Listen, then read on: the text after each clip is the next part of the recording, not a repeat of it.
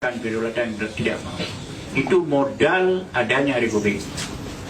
Karena tanggal 29 Desember tahun 49 dalam konferensi meja bundar ditanya, mana Indonesia? Indonesia sebelum itu tinggal 3, Jakarta, Yogyakarta, Aceh. Awal 48 Jakarta telah direbut oleh Belanda. Akhir 48 Assalamualaikum warahmatullahi wabarakatuh. Yogyakarta sudah direbut oleh Belanda. Satu-satunya tinggal yang belum direbut kembali oleh Belanda, Aceh. Maka waktu tinggal Aceh berpusing dia, karena perang dengan Aceh bukan 2 tahun, bukan 5 tahun, tapi 69 tahun. Sampai Belanda, Jepang masuk, Belanda angkat kaki, itu dia tidak berani pergi ke pasar Aceh 2-3 orang Belanda. Pakon, dicatuk. Maka Aceh tidak pernah menyerahkan kedaulatan kepada Belanda. Pada waktu itu, salah seorang dalam konferensi itu menyatakan, Aceh. Waktu orang itu mengatakan Aceh, Inggris lihat.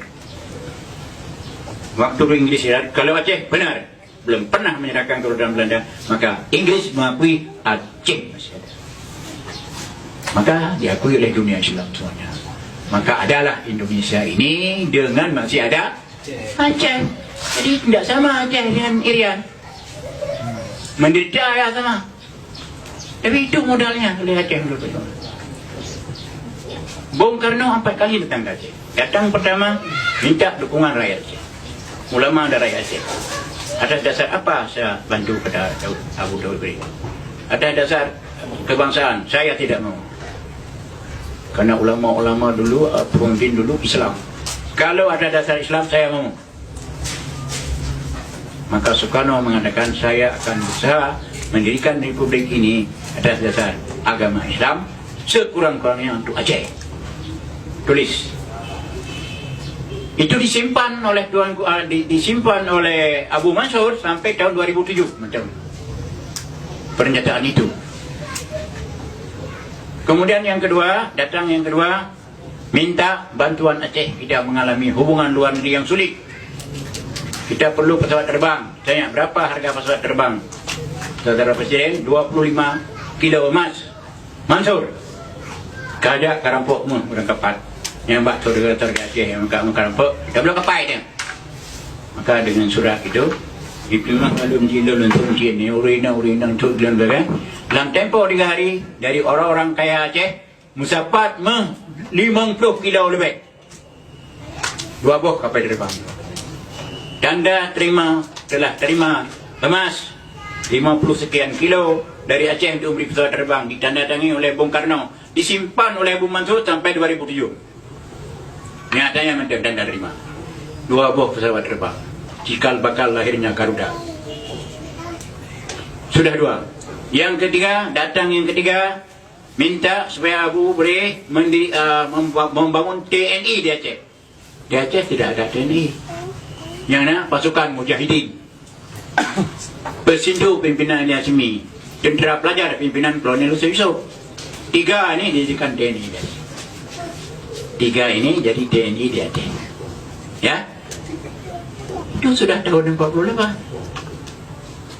Ya?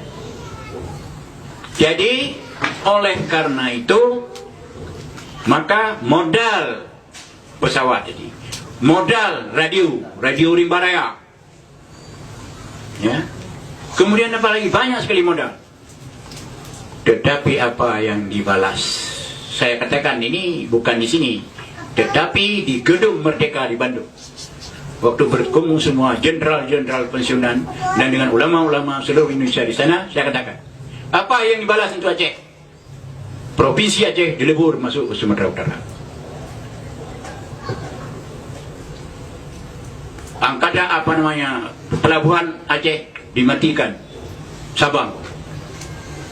Kereta api Aceh dimatikan. Yang dibangun oleh Belanda 1912. Itu belasan. Air susu dibalas ini. Tuba. Kalau saya ditembak mati sana syahid.